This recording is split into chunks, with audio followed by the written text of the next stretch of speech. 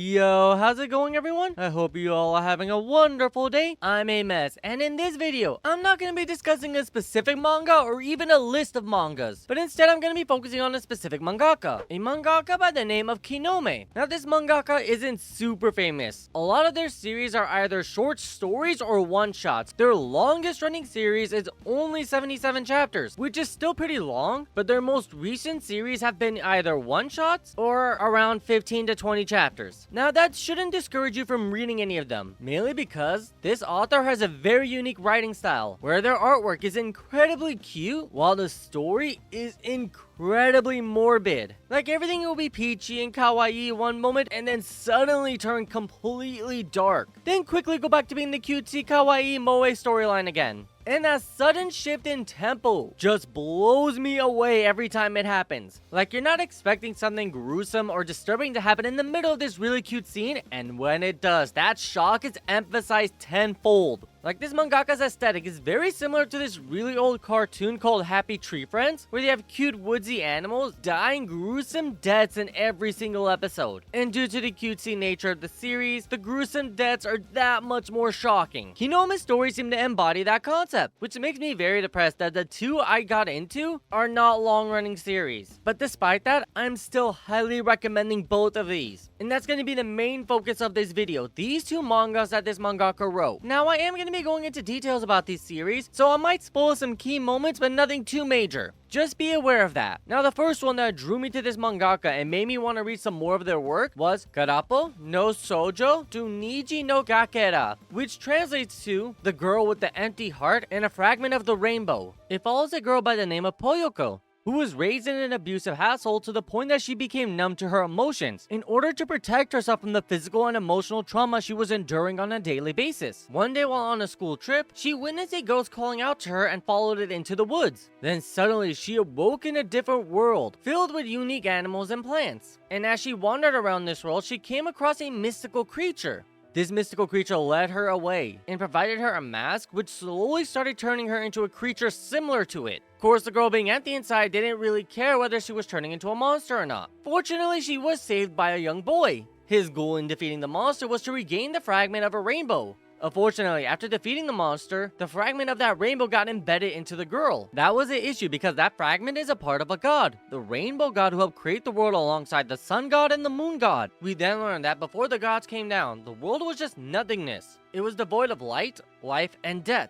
It was just pure darkness. Until the three gods came down. Sun god brought light and life, the moon god brought darkness and death, and then the rainbow god brought colors along with emotions, creativity, free will, and all that other good stuff. But then something happened and the rainbow god ended up dying, and his body was split into multiple fragments. And then his most loyal servant embarked on a quest to gather the fragments in hopes of resurrecting his lord. And now this girl has a fragment within her. And now there's only two ways for him to reclaim the fragment from this girl. One is to kill her, which he doesn't want to do because she's an innocent life. The second would be for her to simply get rid of her desires. This is when we learn that the fragments of the Rainbow Lord has the capabilities of granting any wish the person desires. So when someone gets the fragment and makes a wish, the fragment will alter reality in order to grant that wish. The mystical creature that she ran into in the beginning had wished to have more friends. As such, it took her away to turn her into one of its fellow creatures in order to make her its friend. But there is a side effect of using a rainbow fragment, and that is, it magnifies your desire. So, when that creature wished to have friends, it created friends for it. However, that didn't satisfy the creature.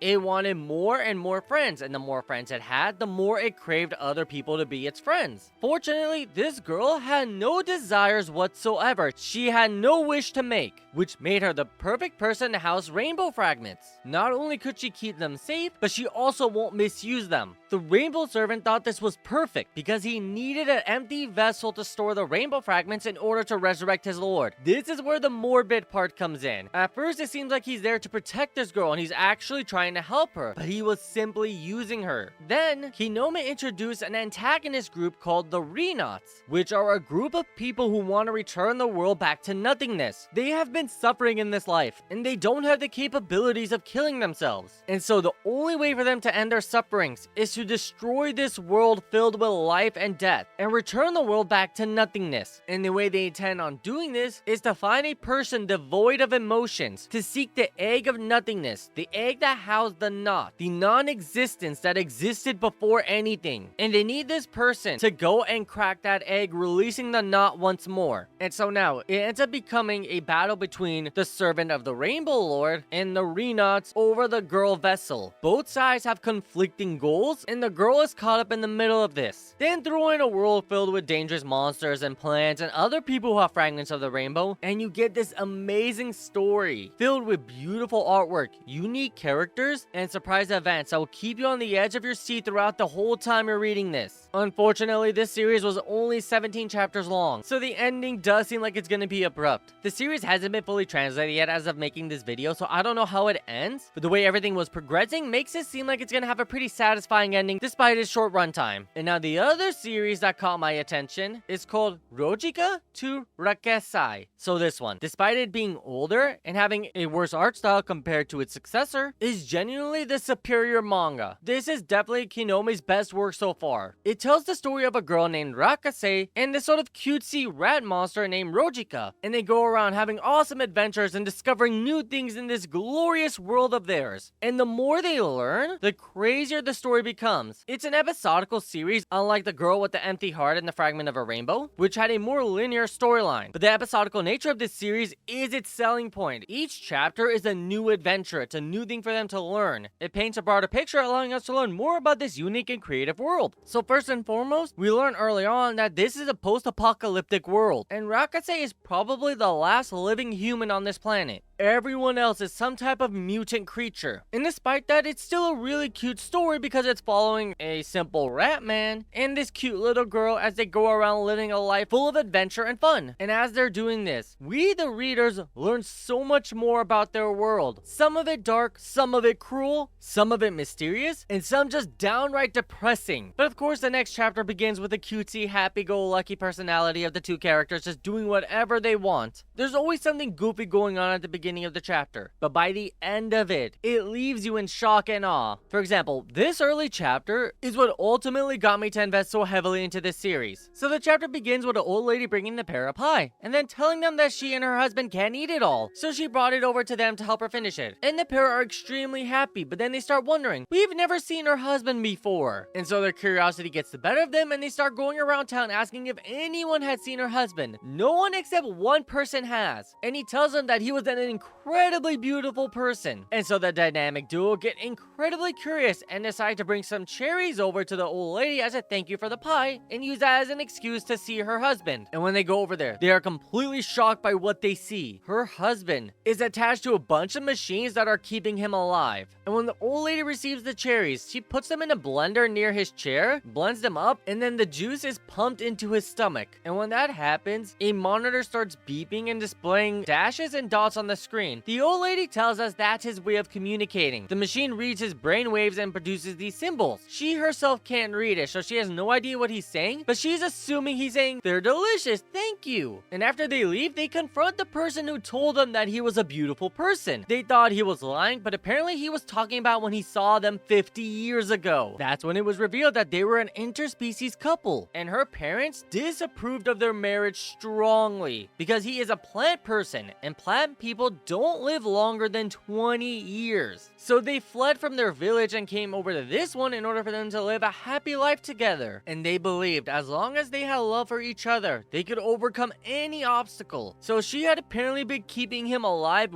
way past his lifespan. His lifespan was supposed to be 20 years, and he's clearly been alive for over 50. Because they were clearly old enough to get married, and they came to this village 50 years ago. So he has to at least be somewhat 60 years old. 40 years beyond his expected life capacity. But that's not the morbid part I was talking about. After the chapter ended, we get an editor's note telling us what those symbols on the monitor said. Apparently it was Morse code and hiragana, which if you translate it into English, said kill me. So this guy being forced to live at least 50 years beyond his life expectancy is suffering greatly. And despite this woman believing their love can conquer anything, it's her love for him that is causing him so much pain and suffering. If we go back to the image, you can see he has multiple stitches across his legs, body, and even one across his eye, which means his body had become decayed and falling apart. You can even see one of his arms is starting to literally rip out the seams and is just being held there by what appears to be some thread. So his body had died long ago, but his heart and brain are being forced to stay alive. So despite her great love for him, she refuses to let him pass in peace. She is prioritizing her own happiness over his. Now this begs the question, is she doing this deliberately? Does she know he wants to die? Or is it simply a matter of she thinks he loves her just as much as she loves him, so it's only natural for her to keep him alive as long as possible? We don't get the answer to that question, but that's what's so great about this series. It makes you question so many things going on in the world. Some are a little bit obvious, some are thought-provoking like this. Is she forcibly keeping him alive, knowing full well that he wants to die? Or is she completely oblivious to the fact? There is a lot more scenes like this, but I'm not going to go into them because I feel like you need to read it for yourself and experience this manga to its fullest. Now, while doing research for this series, I ended up also coming up across a blog post on amino apps. I'm gonna leave a link for it in the description because this person, Leru Restar, aka Rat Seller, did an amazing blog post covering the overarching story as well as each individual chapter. And frankly, I could not have said it better myself. So instead of reading what they wrote, I much rather leave a link for you to read it for yourself. Cause frankly, this guy did an amazing job covering this series in a blog post and deserves all of the recognition for it. Just as much as Kinome deserves recognition for writing these two amazing series. I'm sure the other ones are just as good. It's just very difficult for me to find some of them. Of course, I'm gonna keep looking and try to read as many as I can, but these two were just amazing pieces of work that I had to cover them in a video. I feel like it's such a shame that these series are so small that not a lot of people have probably heard of them. If you have, great, help spread the word. Help make sure that Kinome's next work isn't going to be a short one. I would love to read one of their really long-lasting series, and seeing how The Girl with the Empty Heart and a Fragment of a Rainbow was a recent manga could mean that Kinome is probably working on another series right now. I would love it if people gave it some attention so it could go on a few years, because this person is a really talented writer and artist. They've created such a unique concept to the way they write their mangas, and I am all for it. I want more series like this. If you guys have any suggestions, feel free to leave them in the comments and I will definitely go out of my way to check them out. Anyways, thank you all so much for watching. I truly appreciate it.